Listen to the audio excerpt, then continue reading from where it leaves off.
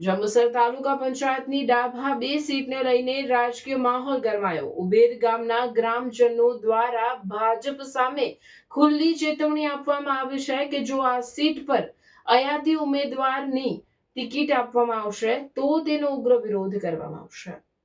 ગ્રામજનોનું સ્પષ્ટ કહેવું છે કે સ્થાનિક ઉમેદવારને પ્રાથમિકતા આપવી જોઈએ. ઉબેર ગામના લોકો દ્વારા જાહેર કરવામાં આવ્યું છે કે જો બહારના ઉમેદવારને ટિકિટ આપવામાં આવશે તો ગામ દ્વારા તે ઉમેદવાર તેમજ પાર્ટીનો બહિષ્કાર કરવામાં આવશે.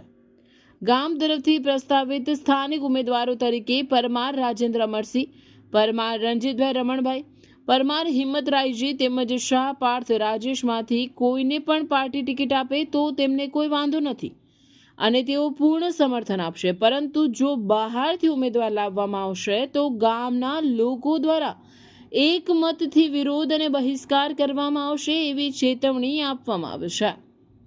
5 ઉમેદવાર કે 6 ઉમેદવાર જે ઉબેર ગામના છે સ્થાનિક ઉમેદવારને ટિકિટ આપવામાં આવે એ જ અમારી અપેક્ષા છે.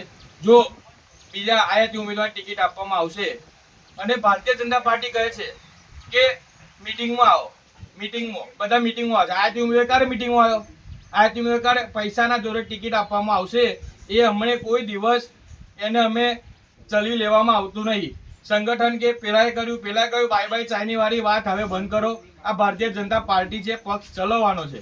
આ અમારી અપીલ છે કે તમે જે ગણો એક રજૂઆત છે ભાઈ કે તમે અમારા ઉબેર ગામના જે ઉમેદવારો છે 5 એમાંથી કોઈ પણને ટિકિટ આપો, અમને શિરોમાન્ય છે. આયાથી ઉમેદવાર અમે ચલવી નહીં લઈએ અને અમે પોસ્ટર છાપવા આપી દીધું છે કે ભારતીય જનતા પાર્ટીના અહીંના ઉમેદવાર સિવાય બહારને જો ટિકિટ આપવામાં આવશે તો અમે બેનરો લગાવી દેવાના છે કે આયાતી ઉમેદવાર માટે પ્રવેશ બંધી છે. ભારત માતા કી જય, વંદે માતરમ. ગઈ ટર્મમાં તાલુકા પંચાયત પ્રમુખ તરીકે ભારતીય જનતા પાર્ટી તરફથી મેં રહેલો અને હું પ્રમુખ તરીકે પણ મને બનાવેલો, પરંતુ આજે ઉબેર ગામના ડાભા 2 સામાન્ય બેઠક જે છે એમાં ઉબેર ગામના 5 થી 6 જણાએ ટિકિટ માગણી કરેલ છે, પરંતુ ઉબેર ગામ સિવાય બીજા અન્યને ટિકિટ આપે તો અમારા ગામમાં બહુ મોટું નુકસાન થાય એમ છે.